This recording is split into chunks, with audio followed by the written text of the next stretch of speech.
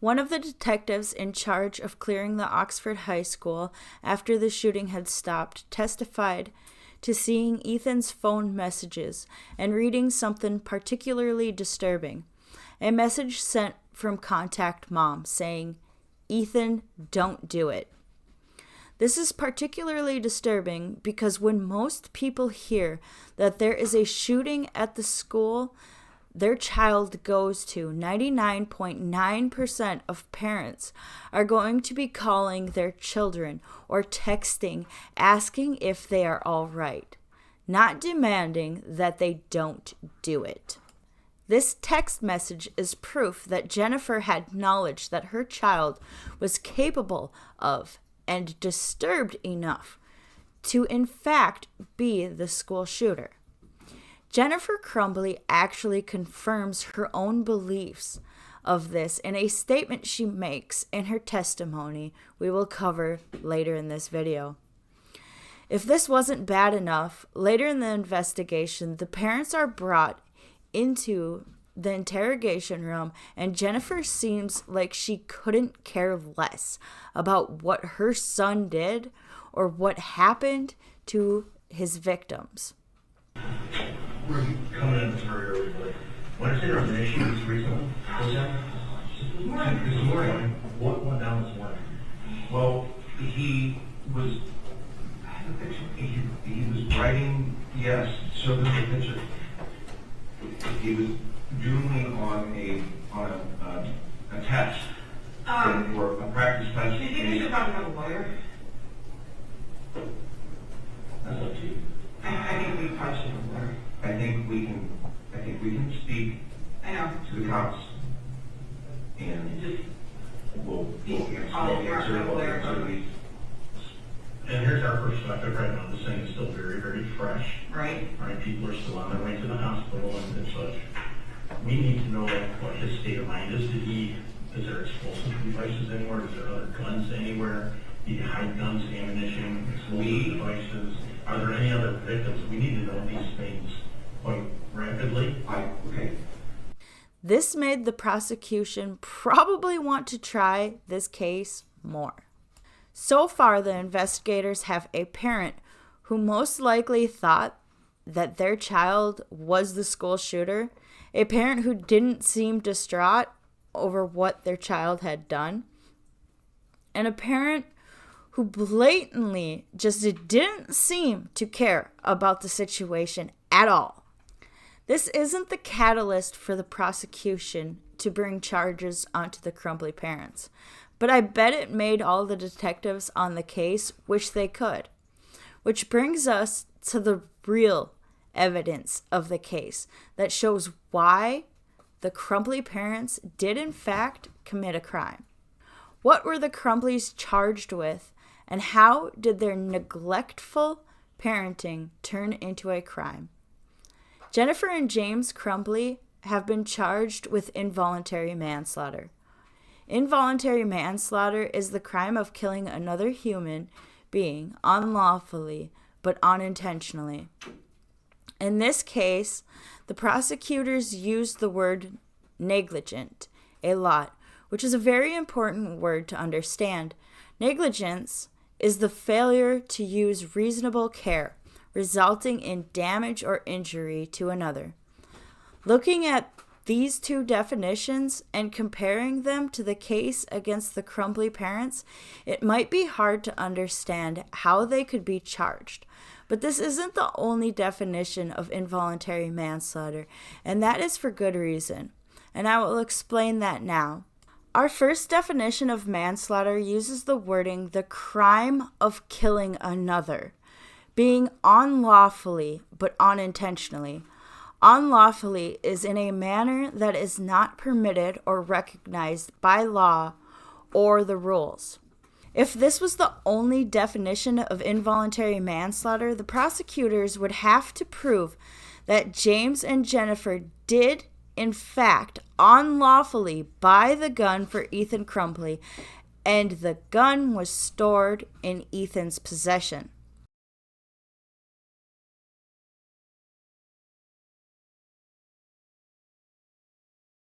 The other definition of involuntary manslaughter is defined as an unintentional killing that results either from recklessness or criminal negligence, or from the commission of a low-level criminal act, such as a misdemeanor.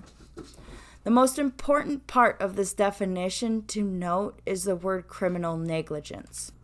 Criminal negligence or culpable negligence refers to conduct in which a person ignores a known or obvious risk or disregards the life and safety of others. To prove that Jennifer and James Crumbley were guilty of being criminally negligent, the prosecutors would have to prove that James and Jennifer knew that their son was a risk to others and that he had the capability to carry out those risks. How can you prove that a person knew their child would and could be a school shooter? How can you prove that someone knew the risks that their child could and would harm themselves or others? How do you prove a parent disregarded all this knowledge and performed acts that put other people in danger? Well, to be honest, this would be a difficult case to prove if it wasn't. This case was the perfect storm. During Jennifer Crumbley's trial, the defense argued this: I have no belief that any of my 4 children would ever harm anyone else. And while I don't have a gun, I have a large butcher block on my counter with big knives that I use when I cook, and I enjoy cooking. And at the end of the day, my kids could just as easily grab a knife without me knowing it and without me having it on my radar and walk out the door of my house and go play with their kids, the other kids on my block. Granted, they live farther down my block because I'm in the middle of nowhere. And my son could kill somebody with my butcher block knife that I would have never expected to happen.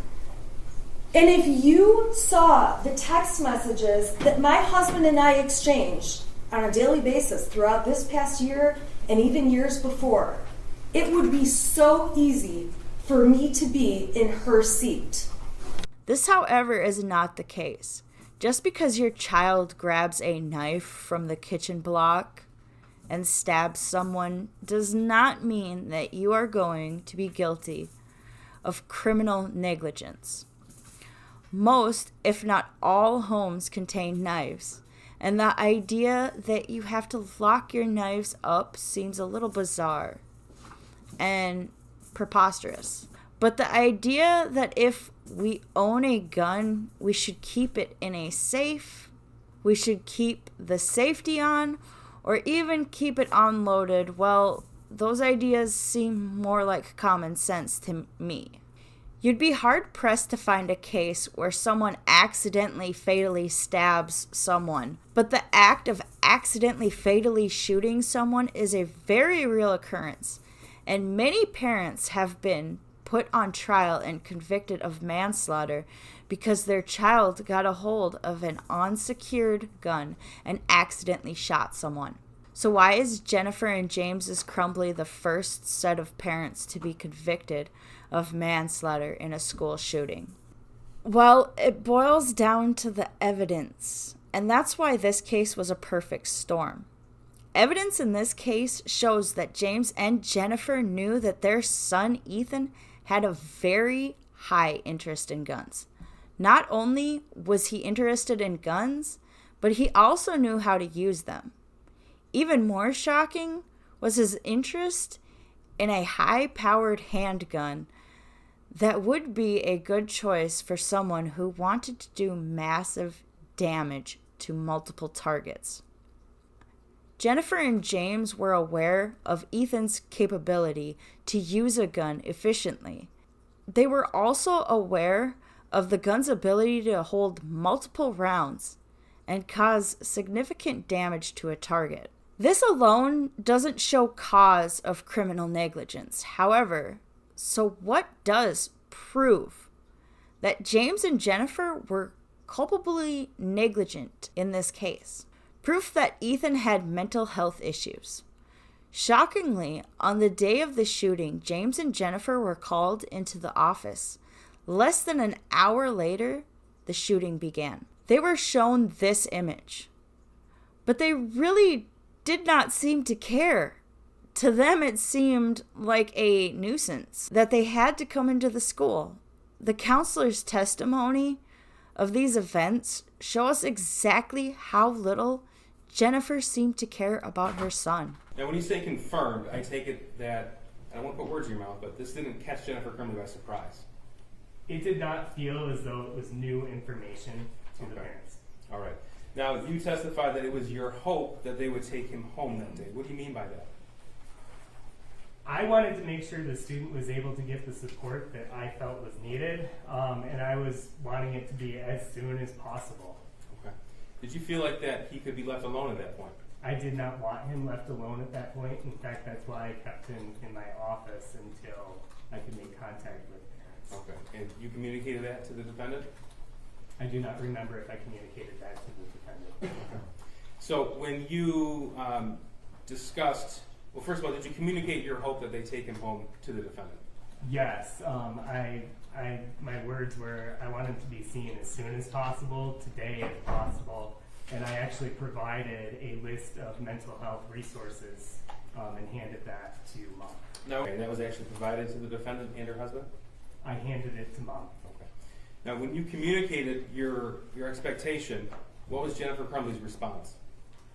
I didn't feel as if it was going to be an absolute no, but it was made quite clear that it wasn't possible to do it that day.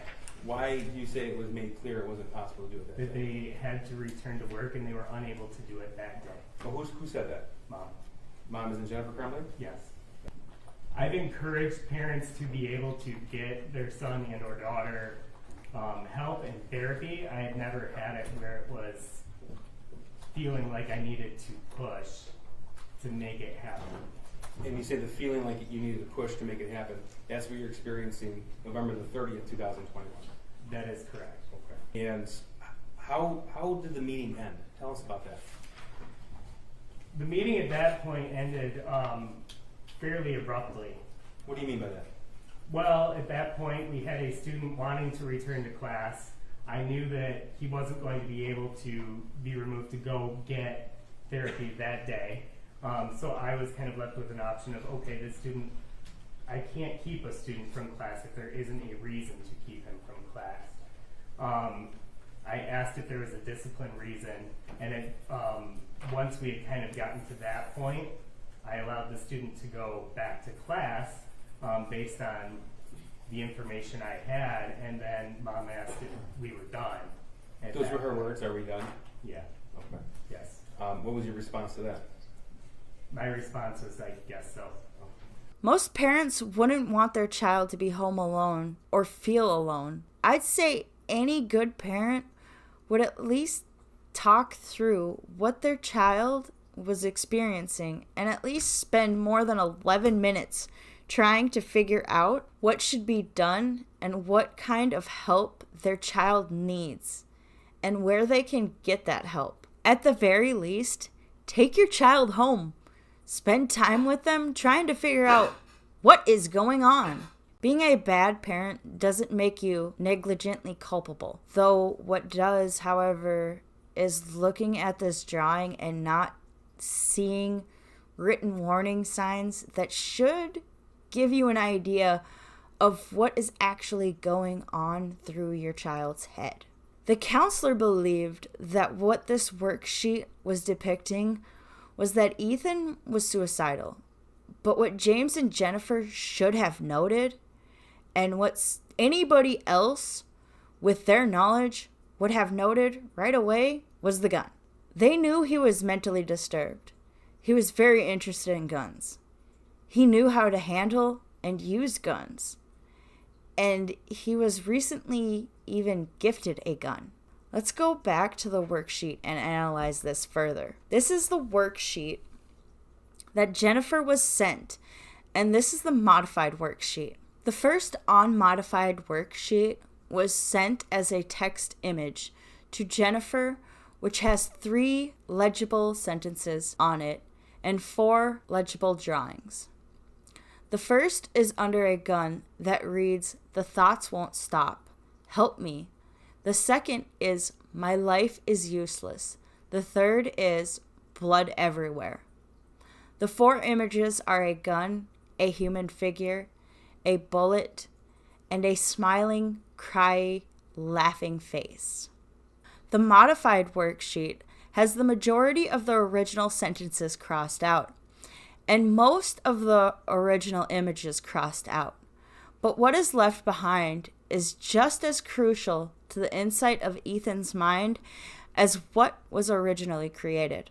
The modified version of the worksheet seems like a sarcastic cover-up of his true intentions. At first glance, the original might seem like a cry for help from an individual who may seem suicidal, but on a closer look, you will notice 2 very key elements that do not point to a suicidal, but rather homicidal mind. The image of the human seems to be lying in a pool of blood that is coming from his head, but on a closer look, you will notice that 2 prominent holes in the person's shirt are formed in a dark graphite. Also, the person's arm is not up to his head, signifying that this is a person who was shot and not a person who took their own life. If this was a victim of a suicide by gunshot, the depiction would most likely have the gun in his hand and the gun up to his head. Although this image alone may not depict a violent image of someone who has been shot based on the context of the math worksheet, we could find it safe to assume that this is most likely a gunshot victim.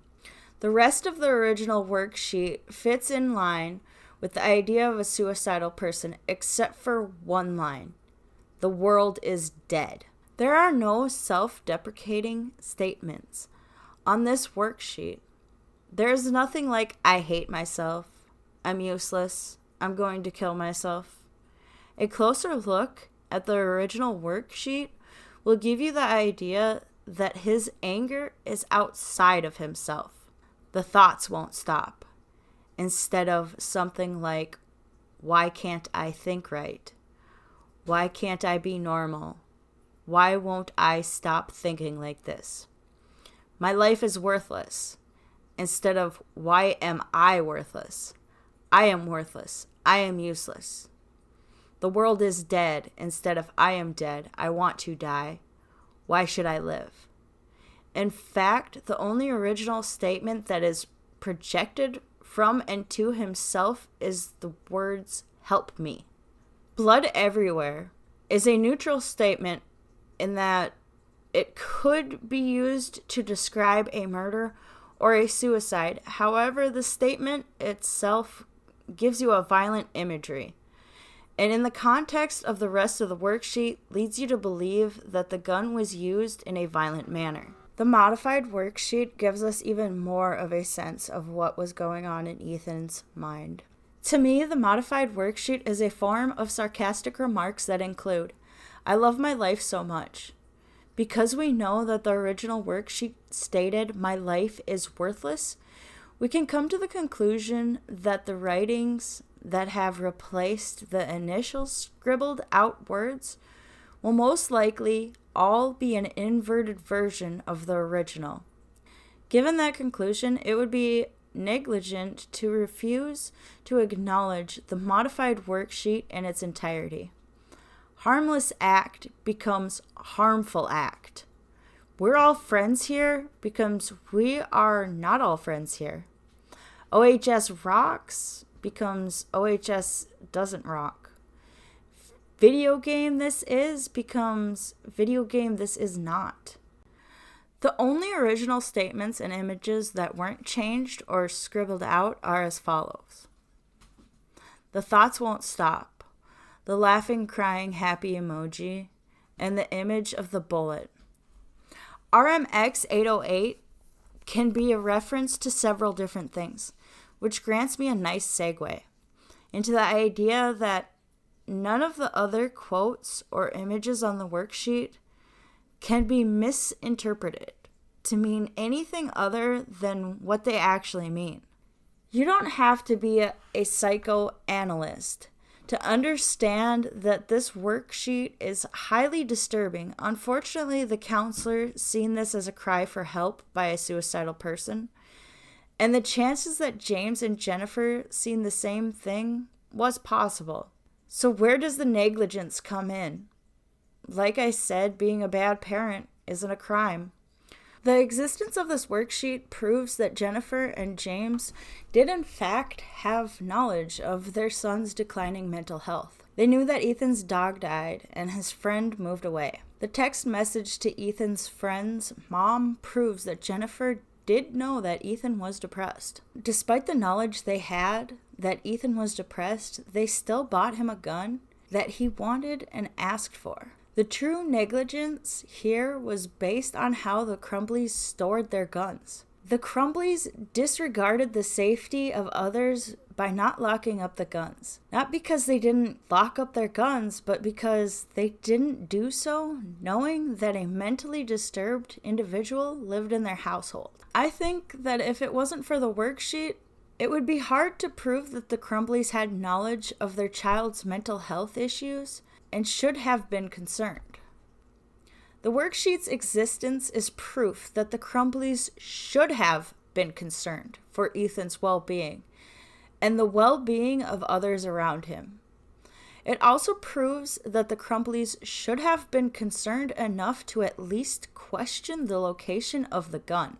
Their knowledge of the gun's existence, knowledge that the gun wasn't properly secured, and their knowledge that there were bullets in the house was not a crime at the time of the shooting. There was no law in Michigan stating that you must lock up your guns. At the time of this writing, 34 states have child access to firearms prevention laws, and 12 have bans on assault weapons.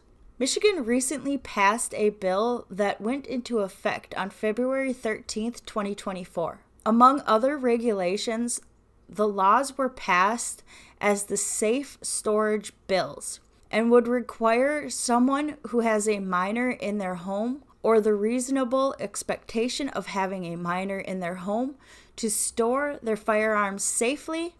The firearms under the law would need to be unloaded and locked with a trigger locking mechanism or stored within a locked storage container.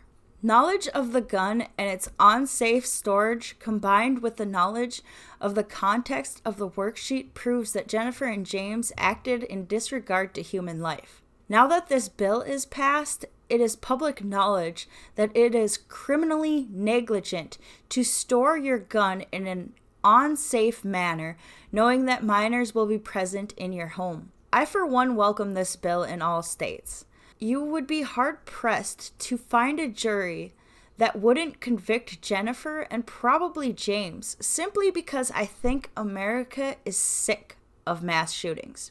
We are sick of children getting a hold of guns, and we are absolutely sick of children losing their lives to gun violence and accidental shootings. The legislature acting after 2 mass shootings at schools in the span of about 15 months. I think above all else, everybody involved in or following this case were absolutely shocked by Jennifer's behavior, but even worse than her behavior was her own words. You sent a text, and if you need to see it, let me know. You sent a text to your son that says, "You can talk to us." Why did you send him that? After I left the meeting, I knew that he was sad about things, and I just wanted to let him know that he can talk to us about anything. Just wanted to make sure I opened that door. Just let him know that we're there for him. We love him. Okay, and he said he loved you. Do you recall that? I do. Okay, was there anything unusual about that? Yeah, he's at that age where it was hard to get I love yous back out of him. For me to open my text and just see him randomly saying I love you was abnormal for him. Okay. Did you think anything at that point? No, not right at that point. I think I said text back, I love you too. I don't remember. I believe I did. Yeah. Okay. And later in the thread, you say, don't do it. So when you hear there's an open shooter at the school, I want to know in your mind, what do you believe is happening? Well, my husband had called me when I was still at work, and he said there's an active shooter at Oxford High School. I can't get a hold of Ethan. And that's when I opened my phone and I saw the I love you text. And then I texted him, are you okay? In the process of it, I was getting my stuff and running out the door, letting my boss know that I had to go to my son's school. It was on 75 when I was trying to get to the exit that my husband called me and he asked me where I hid the bullets, and I told him, and then he said the gun is missing.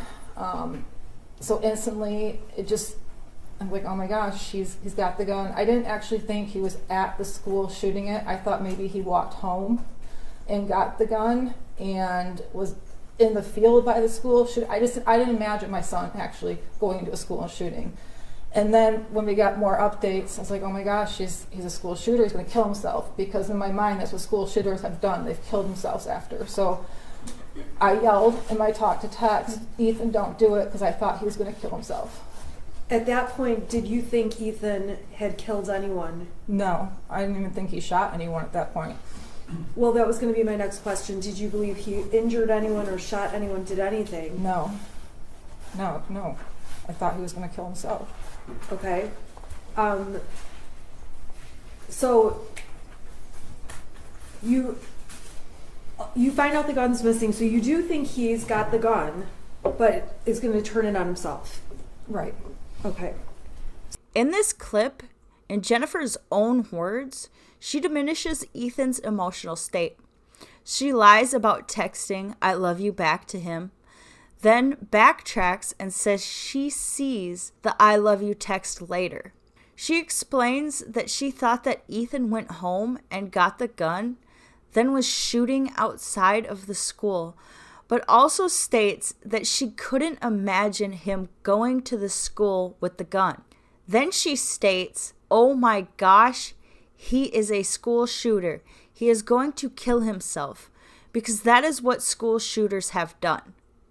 Then she states that at that point, she didn't think he shot anyone, but she just said that she thought that is what school shooters have done. They kill themselves. Jennifer's statements are highly contradictory and prove that not only did she believe that Ethan had access to the gun and bullets, but that she also believed that her son was mentally and physically capable of being a school shooter. If you ask me, this next clip is enough for me to personally want to see Jennifer convicted. I don't think I'm a failure as a parent, but at that time, I guess I felt bad that Ethan was sad at those things, and I guess I don't know, I just felt like I failed somewhere. I don't really know how to describe it. It's just that point in time, I just kind of felt like somewhere I failed. Do you believe there were things you were thinking at the time, I should do this, but I'm not doing it? Do you look back and think that? No, I don't. I mean, of course I look back after this all happened, and I've asked myself if I would have done anything differently, and I wouldn't have. If you could change what happened, would you? Oh, absolutely. I wish he would have killed us instead. Even in hindsight, Jennifer is unwilling to make changes to her poor judgment. In conclusion, I believe that Jennifer will get 15 years of manslaughter for all 4 charges, totaling 60 years.